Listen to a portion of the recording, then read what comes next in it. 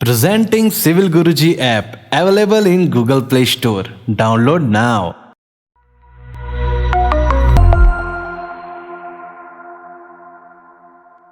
Hello engineers, welcome to world of civil Guruji. मैं corporate trainer Vaishnav Niranjan Singh आप सबका स्वागत करता हूं आपके चैनल सिविल गुरुजी में। दोस्तों, हमारा लखनऊ सेंटर का ये पहला बैच अभी शुरू हुआ है कोरोना के बाद, और हमारे ये सारे इंजीनियर्स बैठे हैं और इन इंजीनियर्स ने 15 दिन की एस्टिमेशन क्लास कर ली है और इन इंजीनियर्स को आज प्रेजेंटेशन देना है, अपना फाइनल प्रेजेंटेशन। तो आज हम इसी प्रेजेंटेशन की बात करेंगे इस वीडियो में। तो चलिए दोस्तों, इस वीडियो को हम लोग शुरू करते हैं। लेकिन एक चीज मैं और आपको बताना चाहता हूं कि अभी हम लोग लैपटॉप वगैरह से नहीं पढ़ा रहे हैं लोगों को, क्योंकि कुछ लोगों के पास लैपटॉप होते हैं या नहीं होते हैं, तो प्रेजेंटेशन पीपीटी में नहीं होगा, वो लोग डायरेक्ट प्रेजेंटेशन देंगे। तो आप थोड़ा सा बातों को समझने की कोशिश करिए। Good morning, sir. Good morning, engineers. First of all, thank you, sir, for giving me such a great opportunity to introduce myself. My name is Said Jamal. I am from Kargil, UT Ladakh. I did my BTech from Haryana Engineering College, Jagadri in 2020. Today my topic is about shattering. आज हमारा 15 days का class ख़त्म हुआ है, estimation के जो थे। मैं आप लोगों के सामने शैटरिंग के बारे में कुछ डिस्कशन करना चाहता हूं, जो आज इन 15 दिनों में मैंने सीखा वो आप लोगों के साथ शेयर करना चाहता हूं। सबसे पहले शैटरिंग क्या होता है? शैटरिंग हम कंक्रीट को सपोर्ट देने के लिए हम यूज़ करते हैं ताकि हमारा कंक्रीट बाहर ना गिरे। शैटरिंग की मदद से हमारे कंक्रीट को एक शेप मिलती है, एक लेंथ मिलती है। शैटरिंग की मदद से हम अपनी कंक्रीट को एक लेवल सरफेस और एक स्मूथ सरफेस मिलती है शैटरिंग की मदद से। शैटरिंग 2-3 प्रकार की होती है, टिम्बर, स्टील, प्लाईवुड और एल्युमिनियम के भी होते हैं। एक टेम्परेरी कवर होते हैं, ये इसको हम रीयूज़ भी कर सकते हैं। शैटरिंग टेम्परेरी कवर होते हैं, इसको हम रीयूज़ कर सकते हैं। ये कॉलम के लिए हम शैटरिंग रिमूव करते हैं 24 आवर्स में, और बीम के लिए हम 10 से 14 डेज रखते हैं। सबसे पहले फुटिंग शैटरिंग। फुटिंग को हम शैटरिंग देते हैं ताकि कंक्रीट फुटिंग से बाहर ना गिरे। इसका एक फार्मूला होता है 2 × L + B × H। ये सारा हमारे जो साइड पे हम जाते हैं, ड्राइंग मिलते हैं, डायमेंशन सारा ड्राइंग में दिया होता है। इस ड्राइंग में से हम डायमेंशन पुट करेंगे, फार्मूले से हमें जितना चाहिए उतना मिल जाएगा। इसके बाद आता है पेडेस्टल कॉलम शटरिंग। सबसे पहले पेडेस्टल कॉलम होता है क्या है? पेडेस्टल कॉलम जो है ना, फुटिंग की बेस से एनजीएल नेचुरल ग्राउंड लेवल तक की डिस्टेंस को हम पेडेस्टल कॉलम कहते हैं। इसके लिए एक फार्मूला होता है 2 × L + B × H। H इसमें से L और B हमारा डायमेंशन हमारी ड्राइंग में से मिल जाएगा। H निकालने का फार्मूला होते हैं जितना में टोटल एक्सक्यूएट किया हाइट को उसको माइनस करेंगे, साइन फिलिंग जितना किया उसकी हाइट को माइनस करेंगे, और पीसीसी जितना किया उसकी हाइट को माइनस करेंगे, फिर फुटिंग की बेस को माइनस करेंगे। इन सब को माइनस करने से हमें क्या मिलती है? H। फिर H मिलती है, इनको फार्मूले में पुट करने से हमें वो मिल जाता है। फिर हमारा आता है ग्राउंड बीम। एक बीम होता है, यूजुअली हम प्रोवाइड करते हैं फाउंडेशन की लेवल पे, ताकि ऊपर वाले जो वॉल्स है ना बिल्डिंग की उसको सपोर्ट कर सके। इसका फार्मूला होता है शटरिंग का 2 × L + H होता है। H क्या होता है? H जितना भी हमारे ग्राउंड बीम का थिकनेस होता है वो होता है, जैसे कि 300 mm। और उसके बाद कॉलम शटरिंग फॉर सब स्ट्रक्चर। शटरिंग फॉर सब स्ट्रक्चर का इसके लिए भी एक फार्मूला होता है 2 × L + B × H। ये डायमेंशन जो सारा हमें ड्राइंग में दिया होता है, H नेचुरल ग्राउंड लेवल से बिल्डिंग लेवल की हाइट को H मानेंगे, जितना भी है वो 0.9 समथिंग, उसको ऐड करेंगे हम फार्मूले में, हमें ये मिल जाएगा। फिर इसके बाद हम कहते हैं कॉलम फॉर सुपर स्ट्रक्चर के लिए। इसके लिए भी एक फार्मूला होता है 2 × L + B × H होता है। H का डिस्टेंस क्या होता है? बिल्डिंग लेवल, ये नेचुरल लेवल ग्राउंड से स्लैब लेवल की हाइट को जितना भी हाइट है 3 मीटर, वो पुट करेंगे हम फार्मूले में, इससे हमें मिल जाता है। इसके बाद होता है स्लैब सिल बिन शटरिंग।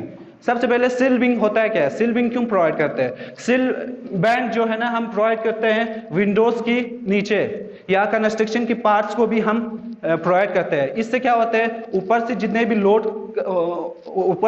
लोड होते हैं उसको रेसिस्ट करते हैं। जैसे कि विंडो का लोड जो है ना इतना बहुत भारी होते हैं, इससे लिए सिल बैंड देने से इसका लोड रेसिस्ट होता है, ताकि ये क्रैक होने से बच जाता है।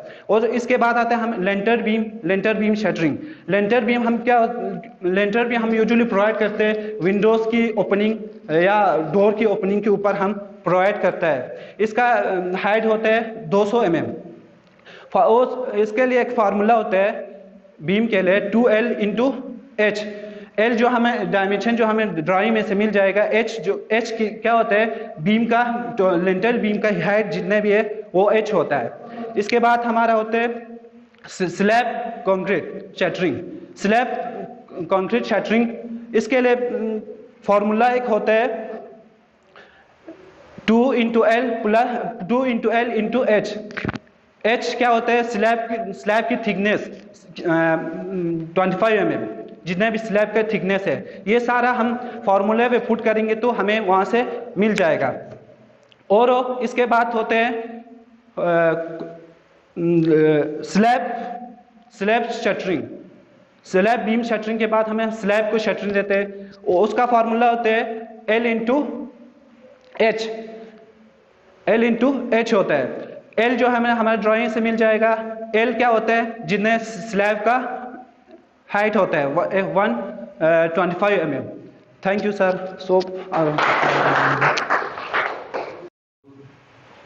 Good morning, sir. Good morning, yes, all of you. My name Ravinder Kumar. I belongs to UP from district Bijnor.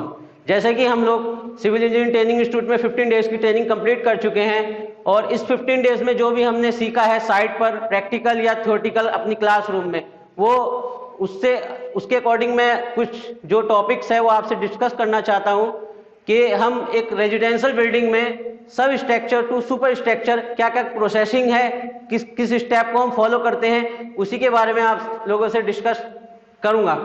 और अगर कोई पॉइंट मिस हो जाए सो एक्सट्रीमली सॉरी। तो फर्स्ट ऑफ ऑल हम स्टार्ट करते हैं, हम अपनी जिस साइट पर हमें कंस्ट्रक्शन करानी है उस साइट पर जाते हैं। सबसे पहले हम साइट क्लीनिंग कराते हैं।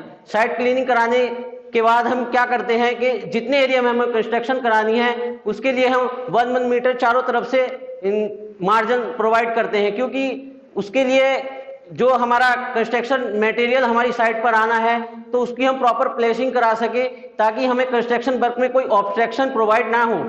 इसीलिए हम 1 मीटर चारों तरफ से मार्जिन छोड़ देते हैं। उसके बाद हम फिर क्या कराते हैं, फुटिंग कराते हैं। फुटिंग का जो साइज है that is the mention in architect drawing, उसी के अकॉर्डिंग हम फुटिंग का साइज लेते हैं। फिर हम एक्सावेशन कराते हैं फुटिंग का एक्सावेशन कराने के लिए क्या करते हैं, हम मैनुअली करते हैं या मशीनरी वर्क, ये with the help of machine के थ्रू कराते हैं। उसके लिए हम एक्सावेशन कराने के बाद हम क्या करते हैं, एक्सावेशन में भी हम 100 mm चारों तरफ से मार्जिन छोड़ते हैं, ताकि जो हमारा जो कंक्रीट है वो उसमें क्या होता है, वाटर सीमेंट रेशियो है, उसको अवॉइड करने के लिए हम 100 mm मार्जिन चारों तरफ से छोड़ देते हैं।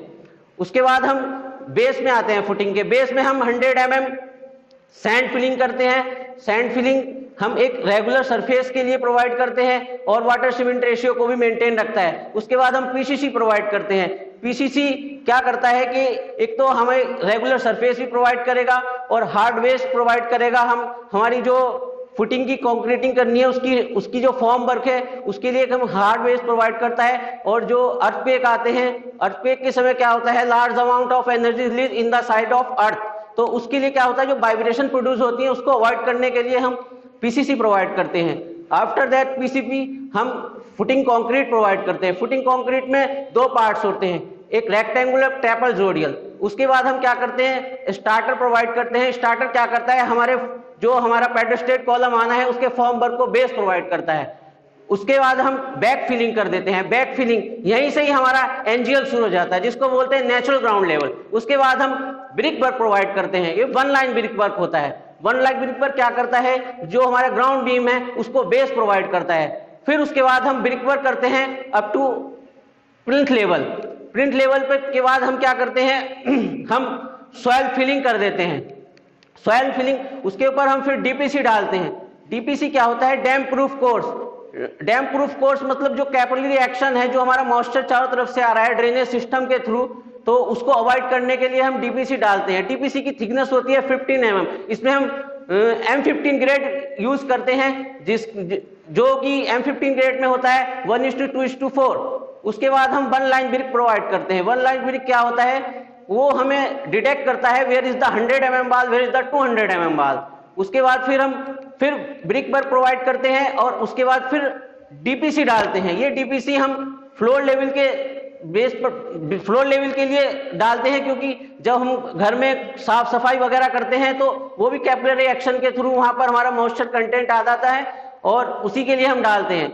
और उसके बाद फिर हम ब्रिक वर्क प्रोवाइड करते हैं अप टू बॉटम ऑफ सिल बैंड।